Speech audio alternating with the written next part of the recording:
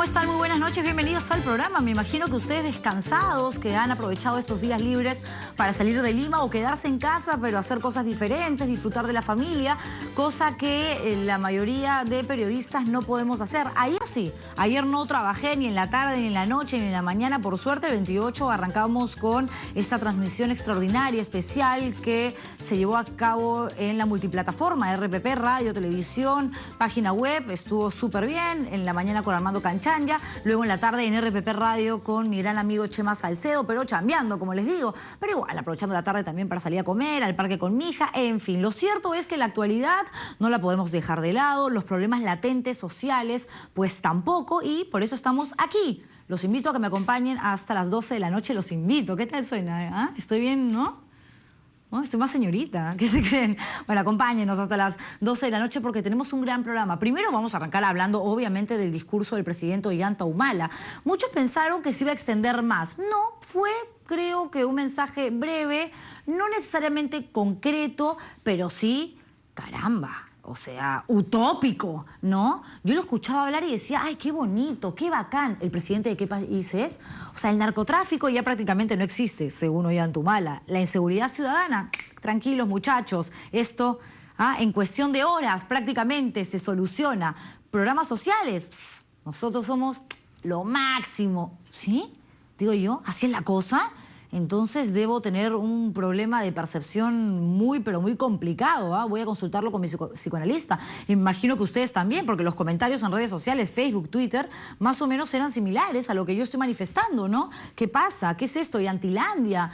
¿En dónde está el mea culpa? ¿En dónde está, en todo caso, el compromiso de hacer las cosas mucho mejor de lo que han venido siendo ejecutadas estos ya casi últimos meses de gobierno, ¿no? Porque ya ahorita deja Palacio, se despide y se inicia una nueva era en nuestro país, una nueva época con el próximo presidente o presidenta. Todavía no lo sabemos si en nuestro queridísimo Perú cualquier cosa puede suceder, sobre todo si de política se trata. Lo cierto es que han habido anécdotas que no podían pasar desapercibidas y que han generado también comentarios, bromas, controversia, polémica, como los selfies ministeriales. Alucinante. Ollanta Humala, después de hablar en el Congreso de la República, porque eso forma parte además de lo que se suele hacer, es invitado el mandatario, se presenta en el hemiciclo y da su mensaje a la nación todos los 28 de julio. Luego hizo un discurso breve y creo que estuvo mucho mejor, incluso más simpático, en Palacio de Gobierno, pero nadie lo escuchaba, ni siquiera los ministros. Miren ustedes, están en otra, todos mostrando su sonrisa colinos, ya de paso me mandé un cherry, felices de la vida, cada uno mirando para un lugar diferente. Esta es la clara muestra de cómo funcionan las cosas en el gabinete, Cada uno apunta para su lado. Miren ahí, volteados, con la ministra de Cultura, no, sí, para el otro lado, o sea, conmigo no es. Increíble. Han salido algunos a pedir disculpas, a decir que la alegría los desbordó, que estaban muy contentos, que era un día especial, pero sí, pues a mí también la alegría me puede desbordar, hoy puedo estar feliz, contenta, en fin, pero no por eso voy a estar entrevistando, por ejemplo, a Omar Chejade, que es mi primer invitado, y mientras tanto yo me tomo selfies para colgarlos en el Twitter. Sería evidentemente una falta de respeto. Pero si algo podemos sacar, extraer de esta situación es que es cierto, ¿no? Eso de que una imagen vale más que 1000 palabras. ¿Cómo es el gobierno de Ollanta Humala? Totalmente desordenado. Miren ustedes. Ahí están, felices, china de la risa la ministra de Cultura. Qué gracioso, encima convocan, no miren para acá. Cateriano muy serio, mirando para el otro lado. Creo que el único que prestó atención, según lo que se puede observar en la foto, es José Luis Pérez Guadalupe, el ministro del Interior, que además ha venido haciendo noticia en las últimas horas con relación a este decreto legislativo que le da la facultad, la potestad a la policía para que pueda ubicar, localizar los celulares de las personas que supuestamente extorsionan sin pasar por el proceso burocrático de solicitárselo a la Fiscalía, al Ministerio Público, para que éste a su vez envíe el documento al Poder Judicial y sea el mandato, es decir, el veredicto de un juez el que determine que esto se pueda llevar a cabo o no. Cosa que para mí es un arma de doble filo y es un asunto que estaba hablando justamente, comentando en la tarde en una entrevista en la Central de Informaciones. Pero en fin, voy a hablar con Omar Chejade, que a pesar de ser de la bancada oficialista de Gana Perú, hace rato está marcando distancia con un montón de situaciones que él no considera correctas. Yo le pregunté la primera vez que conversé con él sobre este asunto si lo que quería era sacar un poco cuerpo, porque la situación está caliente, está que quema, para volver a postular al Congreso ya por otro grupo en el 2016, o porque de repente tenía algún tipo de interés político muy lejos del Partido Nacionalista, pero me ha dicho que no es así. En fin, con él voy a arrancar hablando esta noche y más adelante voy a conversar vía telefónica con el doctor Luis Dulanto. Él es el director del Hospital Cayetano Heredia y es importante hablar con él para que nos diga cómo están las cosas con relación al estado crítico que todavía atraviesa un pequeño de 1 año, 10 meses que se llama Mijael y que el 4 de julio ingresó a este hospital con una serie de lesiones que realmente uno no puede creer que algo así pase en nuestro país, porque este niño ha sido violentado, agredido, no sabemos si por la mamá, que es una menor de edad, por el padrastro, porque todo el mundo se echa la pelota, por el papá biológico, que también está no habido. Lo cierto es que los médicos lo revisaron, lo sometieron a una serie de análisis, tomografías, exámenes, etcétera, y dijeron no, a este niño realmente le han dado duro. Imagínense ustedes una criatura de 1 año y 10 meses y desgraciadamente no es un tema aislado. ¿Se acuerdan ustedes el caso de estos mellizos? Que uno de ellos fue golpeado, le rompió la nariz su padrastro en un carro y que se generó evidentemente toda una ola, por suerte, de indignación que logró que este tipo, finalmente el padrastro, fuera a parar a la cárcel con una orden de 9 meses de prisión preventiva. Bueno, ¿qué va a pasar con este asunto? Y hace poco estábamos hablando de Trujillo, si no me equivoco. Sí, efectivamente, perdón, en Cusco hallaron el cadáver de un niño de la misma edad de Mijael, 1 año y 10 meses en una maleta, dentro de una maleta. Y Luis Enrique Humérez, el tío del niño, 35 años, confesó, sí, que lo había matado. ¿Lo pueden creer? Y más adelante voy a estar con Carmen González, quien es psicoterapeuta, para hablar acerca del maltrato infantil. Es alucinante, cada vez hay más información. Supuestamente las sanciones, los castigos son ahora más drásticos que antes, no solamente en el Perú, sino en todo el mundo. Pero a pesar de ello, en Costa Rica, por ejemplo, o en Santa Cruz, Bolivia, de cada 5 niños, 4 son o han sido víctimas de abuso físico, abuso sexual, maltrato infantil. Impresionante. Claro que vamos a tocar este tema porque nos interesa, obvio, y nos interesa, por supuesto, Mijael, y que Mijael se cure, se salve y que logre estar en manos de personas que tengan la capacidad de darle seguridad, abrigo, alimento, pero por sobre todas las cosas, amor. Señores, bienvenidos. Esto es Al Estilo Juliana y le doy también la bienvenida, valga la redundancia, a mi primer invitado, el congresista Omar Chejade. Gracias por venir. Gracias, Juliana, por la invitación. La gente ya dice que se ha vuelto mi caserito. No, ahí te agradezco la invitación y estamos como siempre para poder dialogar, ¿no? Sí, lo que pasa es que invitar a un oficialista, a pesar de que usted también lo es, porque forma parte de la bancada de Gana Perú, es un poco discutir con alguien que no va a dejar de defender a Ollanta y a decir que todo es una maravilla. Usted ha marcado una posición bastante obvia desde hace algunos meses, y me interesa analizar, ¿no?, que me dé su opinión con relación al mensaje presidencial. ¿Qué sensación le dejó? No como congresista, no como una persona que apoya o es amiga del presidente de la República, como peruano. El mensaje de la República del presidente Ollanta tuvo 2 aspectos bastante marcados y diferenciados, ¿no? Uno, en el que hay que alabarlo, que es el tema social. Si hay una fortaleza de este gobierno, Juliana, son los programas sociales. El Perú ha sido nominado por ISOS 9001 como el país líder en inclusión social, en programas sociales. Más de 1.300.000 personas han dejado de ser pobres en estos últimos 4 años, gobierno del presidente Ollanta. Más de 3 millones de niños se han visto beneficiados con Jaliwarma, que es un gran programa social. Se han construido carreteras, se han hecho programas como Pensión 65, por ejemplo, que ha beneficiado a más de 500.000 de personas, de adultos mayores. En fin, y se han hecho programas sociales importantes, el SAMU, por ejemplo. Se han construido carreteras, se ha integrado a todo el país. Se ha dicho que a final del 2016, por ejemplo, se va a terminar de construir el 100% de carreteras viales en Ayacucho, en Huancavelica el 97%. Y creo que son aspectos importantes del gobierno del presidente Ollanta Humala, donde se ha eliminado en un porcentaje muy importante la pobreza, la extrema pobreza. Okay.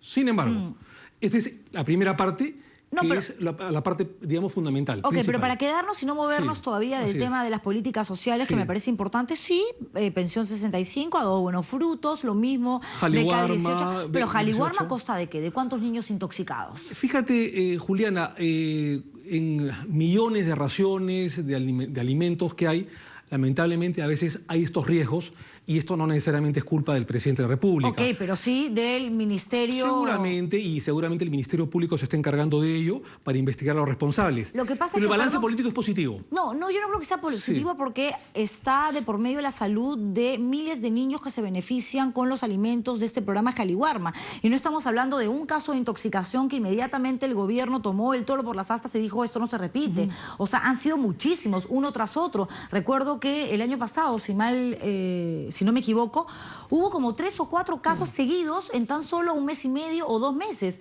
¿Por qué no hay un mayor, digamos, y mejor mecanismo de Seguro. fiscalización o un solo proveedor para todos? Porque cada uno tiene su proveedor. Es un programa que se va a tener que perfeccionar, que se va a tener que denunciar a los responsables, pero hay más de 3.100.000 niños que se han beneficiado con este programa y eso creo que es loable. Por eso te decía, la gran fortaleza de este gobierno, y hay que destacarlo del presidente Ollanta Humala, es la inclusión social, los programas sociales. Muy bien, terminado esto, que ha sido la parte fuerte de su discurso, creo yo, y hay que decirlo, y hay que ayudarlo, o sea, es una crítica constructiva, Juliana, que el tema, por ejemplo, de seguridad ciudadana, a mí me pareció un discurso en este tema bastante pálido, bastante lánguido por parte del presidente de la República, No, bastante. insuficiente. Sí. Se ha querido decir de que con la propuesta de los decretos, delegación de facultades que se le ha dado el Congreso de la República al Ejecutivo en cuanto a aumentar las penas al sicariaje,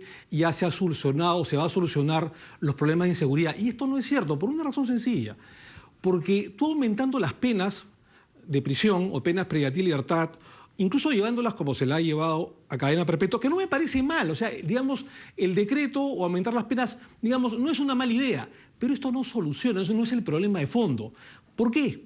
Porque el sicario es una persona, yo como abogado penalista te lo puedo decir, el sicario es una persona fría, el sicario es un psicópata, que porque tú lo trates de amedrentar y le vayas a decir, oiga, usted va a tener cadena perpetua, va a tener 30 o 35 años de prisión, no se va a amedrentar, no se va a asustar y va a seguir matando. Es decir, nunca en ningún país el aumento de penas, o sea, el aspecto retributivo, trae como consecuencia la disminución de la criminalidad. No, si mata, evidentemente por plata, dice, bueno, si me dan cadena perpetua, vivo gratis porque el Estado me mantiene por el resto de mi vida. Por lo tanto, y además el delito de sicariaje está inserto dentro del artículo 108 del Código Penal, que es el homicidio por lucro, y donde la pena es ya de por sí grave, no menos de 25 años. Claro, acá se mejora, se perfecciona este artículo, y bienvenido sea, cuando se habla de que también el mandante, o sea, que el contrata, también va a tener una pena similar. Y si es el asesinado, es un niño, un menor de edad, va a tener una pena de cadena perpetua. Entonces, no está mal eso, o sea, no estamos criticando ello. Lo que estamos diciendo es que eso no te va a solucionar el problema de la inseguridad ciudadana. Pero lo que se está diciendo, o lo que dijo, mejor dicho, el presidente de la República el 28 es que él va a combatir la inseguridad, como si en 4 años hubiese podido hacer algo. Al contrario, hay más inseguridad ahora que cuando entró Ollanta Humala. Sí, se ha esperado, Juliana, temas como, por ejemplo, la eliminación del 24x24. Ojalá lo haga y cumpla con la promesa de campaña, que es una muy buena idea, es decir, que hayan más policías en las calles, que se les pueda dignificar su profesión, que no esté trabajando a destajo en otras acciones laborales que no tienen nada que ver con el tema policial o el tema de seguridad ciudadana.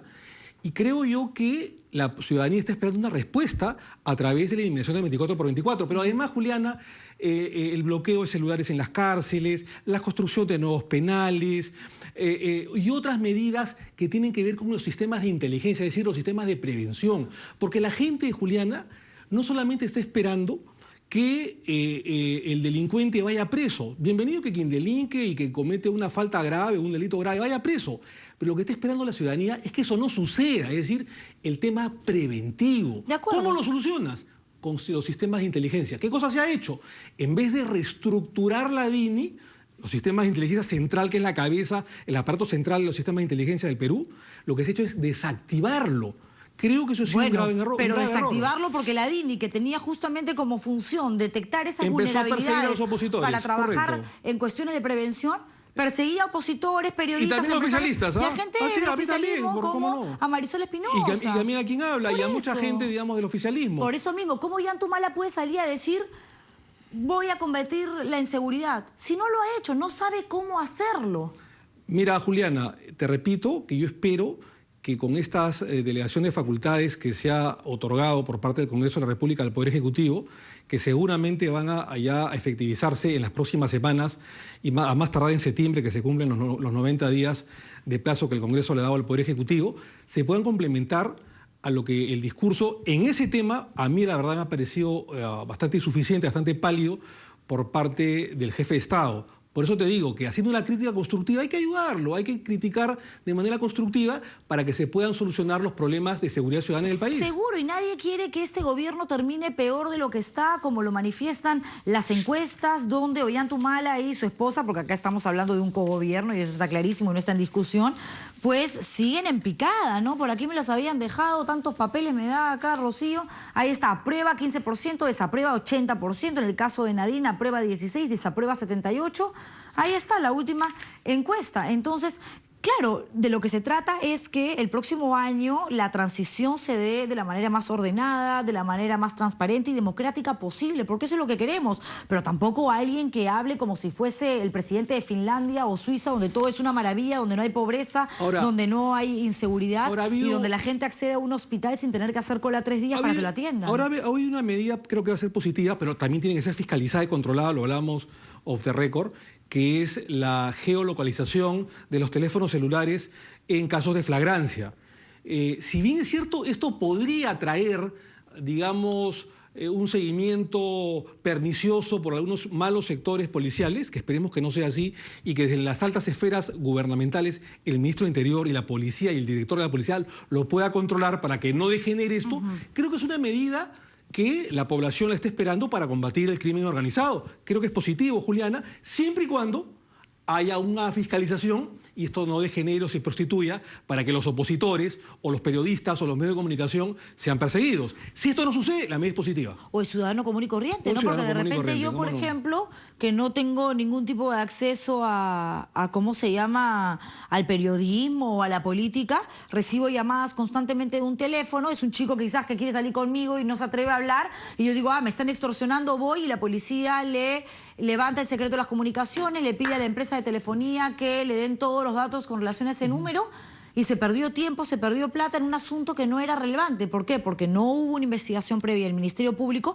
y por lo tanto tampoco un mandato judicial. Y eso es lo que se está debatiendo, de que esto es inconstitucional porque según la Carta Magna, que es la Constitución, todos tienen derecho a su privacidad y a que se respete la intimidad de cada peruano. Ahora, no te están vigilando tus comunicaciones en el sentido de que no se van a develar o te van a interceptar las comunicaciones ni el contenido de ellas. Es la localización de personas en flagrancia cuando están por cometer delitos. De acuerdo, pero en un país donde hay tanto desorden y en la policía también, desgraciadamente, hay un nivel de corrupción alto, la línea que divide lo que te explico es muy difícil de vislumbrar. Sí, es verdad. Pero creo yo que la ciudadanía en ese extremo está pidiendo una medida de emergencia en un país que lamentablemente hay inseguridad terrible. Y creo yo que eso han sido las partes más saltantes del discurso, pero creo yo que todavía está en deuda todo lo que es el sector interior y el discurso en los temas de seguridad ciudadana. Otra cosa que también me llamó la atención, Juliana, es en el tema del congelamiento del crecimiento económico. Es indudable de que en los últimos 12 meses, por lo menos, ha habido un frenazo en la economía. Yo sé que ha habido problemas de la caída de los metales, de la globalización en el mundo, la caída de China, la caída de Europa y otros países adicionales. Sin embargo, el día martes nosotros esperábamos un discurso con medidas concretas para poder superar este congelamiento o desaceleración económica que está habiendo en el país, que hemos bajado de 6 puntos porcentuales a 3. Sin embargo, lo único que hemos escuchado es que el sector público va a intervenir en lo que son obras por impuestos y que ese flujo a través de esas grandes megaobras va a hacer que la economía pueda de alguna manera movilizarse, que con la fluidez del dinero a través de esas obras por impuestos del sector público, la economía va a caminar. Pero resulta que esto ya ha sido aplicado en los últimos meses. Y la verdad que los pasos para otra vez agarrar el crecimiento económico que teníamos hace algunos años han sido prácticamente endebles, pálidos, lánguidos, y nada nos asegura que esto pueda de alguna manera revertirse. Por eso creo que también en el tema económico, de cómo acelerar el proceso de crecimiento económico, también nos ha dejado un poco más dudas que certezas, ¿no? En el tema laboral, por ejemplo, ¿no debió de presentar alguna alternativa a lo que fue la famosa ley Pulpín, que al final se derogó por la presión social, y decir, ok, sí, nos equivocamos, quizás debimos consultar a mayor cantidad de involucrados en este asunto y mientras tanto proponemos esto? Se ha debatido, ya pasaron varios meses y creo que esto es lo que más se acomoda a nuestra realidad, a nuestra coyuntura y sobre todo a los intereses del público inmerso en esta situación y el más interesado, que son los jóvenes. Sí, y yo creo que acá ha debido de haber, como decía el gran Alfonso Graus Bertolini, un mayor grado de concertación, ¿no es cierto? El otro día te decía, a través de especialistas en temas laborales, como tú bien lo has dicho, y poder llegar con todos los gremios, con los sectores laborales, con los jóvenes, con las autoridades, con el Ministerio de Trabajo, cómo no, a tratar de concertar y llegar a una fórmula intermedia, como tú bien has dicho. Lamentablemente también eso ha faltado.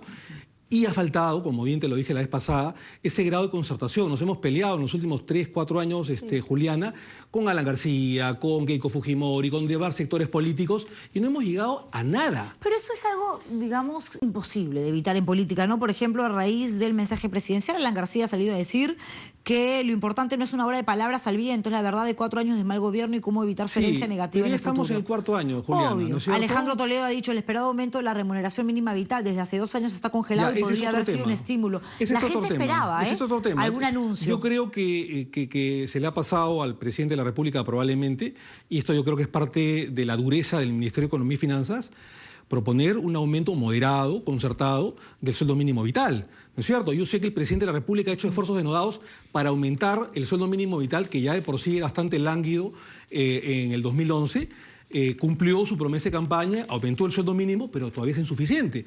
Creo yo que los trabajadores estaban esperando que el sueldo mínimo vital pudiera subirse de manera moderada, de alguna manera tratando que no hubiese ninguna farra fiscal. Sin embargo, esto no ha sucedido y estamos al debe, ¿no? Ok, y la pregunta, señor Chejade, que me hago y quizás los televidentes también es, ¿por qué no escuchar a un presidente capaz de hacer un mea culpa, capaz de decir, me encantaría, señores, que mañana el sueldo mínimo sea de 1.000 soles, pero no podemos y les voy a explicar por qué, por tal y cual situación? A ver, señores, en la inseguridad nos hemos equivocado. Pensábamos que la salida era esta o quizás la otra. Les prometo que vamos a hacer todo lo que está al alcance de nuestras manos ahora que tenemos estas facultades especiales para al menos minimizar el crimen organizado.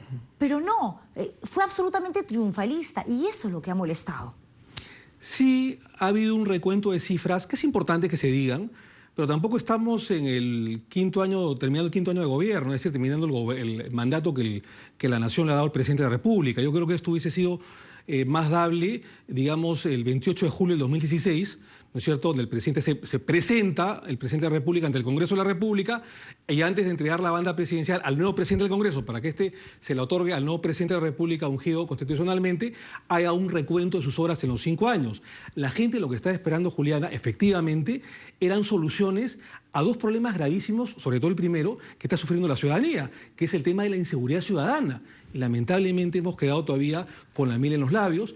Y el tema económico, que si bien es cierto, hemos crecido, hemos superado los límites de la pobreza, este es un gobierno efectivamente de la inclusión social y hay que felicitarlo al presidente Ollanta en ese tema, pero sin embargo ha habido un frenazo y no han habido propuestas ni discursos concretos con referencia a cómo se va a solucionar en los próximos 12 meses este frenazo económico, el crecimiento económico que está habiendo por lo menos el último año. Y no está mal que hable de sus logros. Por ejemplo, arrancó haciendo mención al tema del fallo de la Haya. Y bueno, esto es un punto para Perú. Y tampoco se puede decir que todo lo que ha hecho este gobierno... La eliminación de la visa Schengen también es un mérito del presidente Ollanta. Y está bien, pero así como hay cosas buenas, también hay cosas malas. Así como hay cosas que uno puede reconocer y decir, sí, aquí Ollanta Humala la chuntó.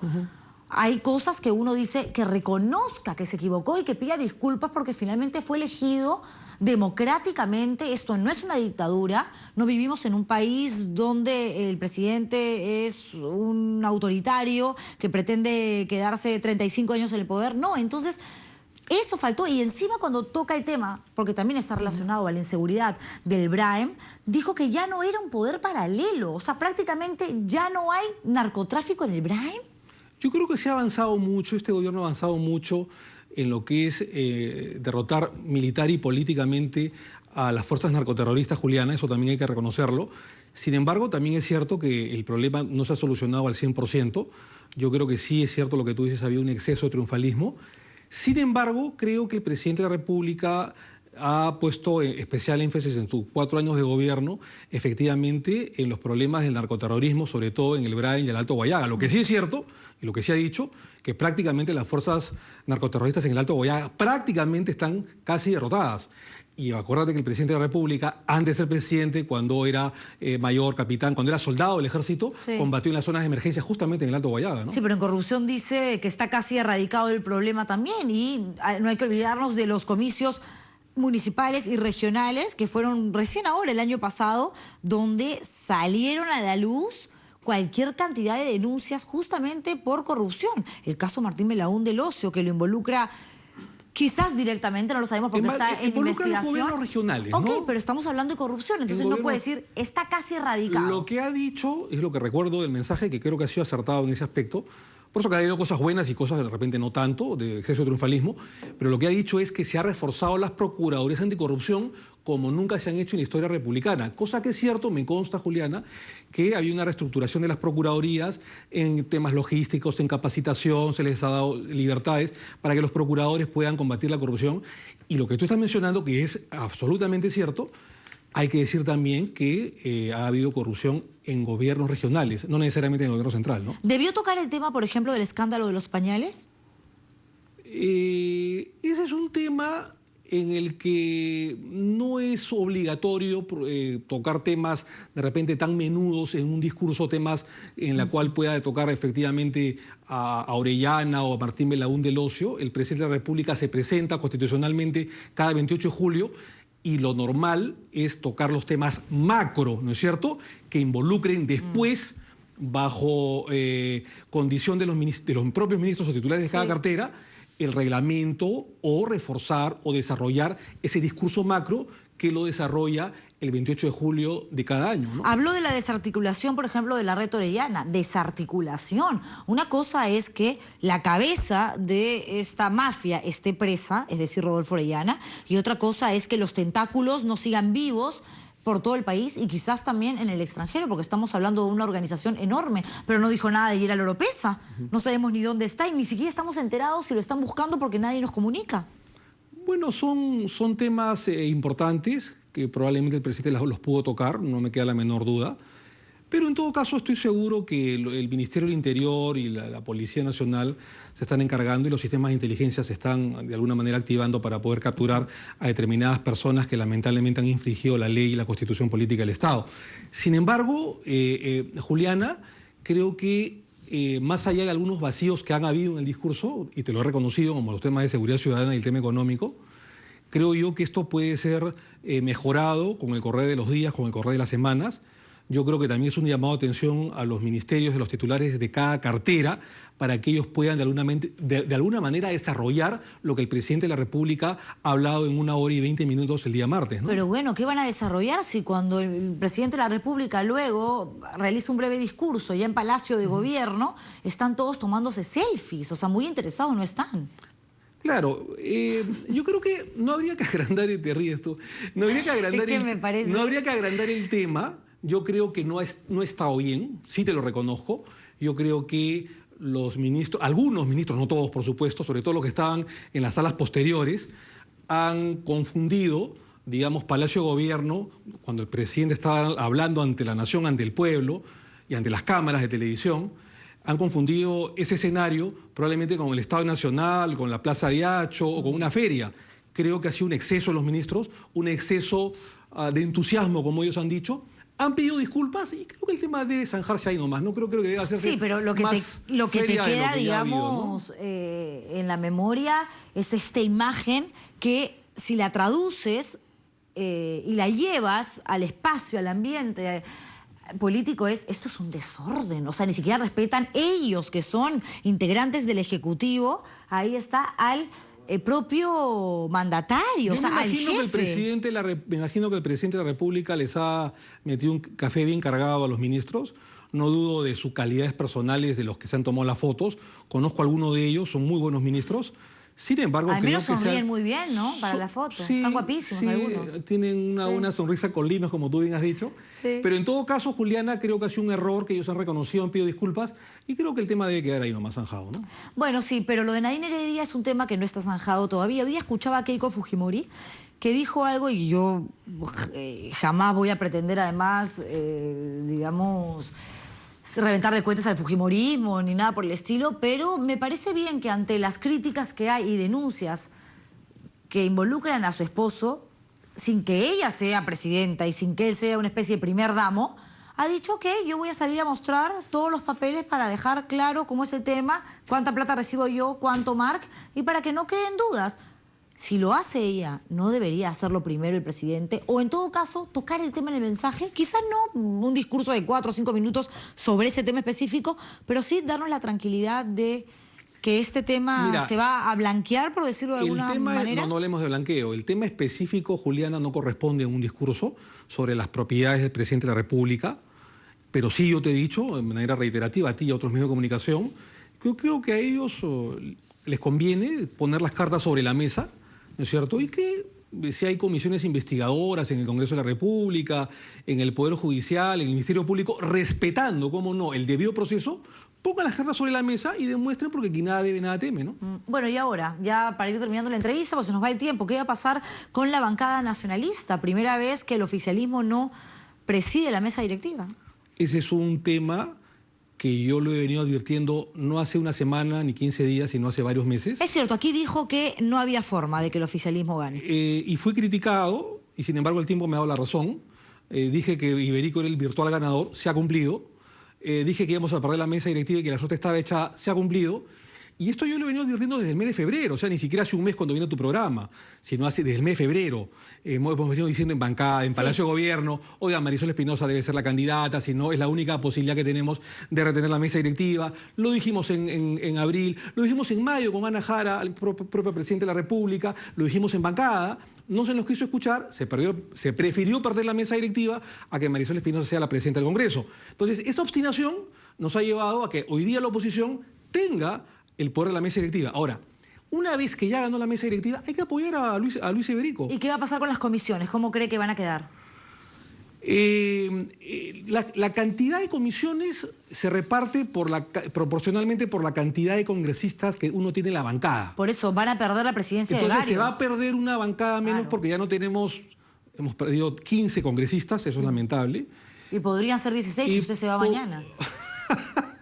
No me voy a ir, yo hablo con el presidente de la República, lo he señalado de manera personal, sincera, como amigos, como siempre lo hemos hablado, cara a cara, face to face, y le he dicho que no me voy a ir de la bancada. Que ¿Así le ha dicho face to face? Face to face, que lo voy a apoyar, como siempre lo he hecho, hasta el 28 de julio del 2016, que le tengo mucho aprecio, que lo estimo bastante, que le estoy muy agradecido por la oportunidad que me ha dado, pero que sin embargo no voy a ser pues de esos corifeos, esos áulicos que le van a pintar pajaritos.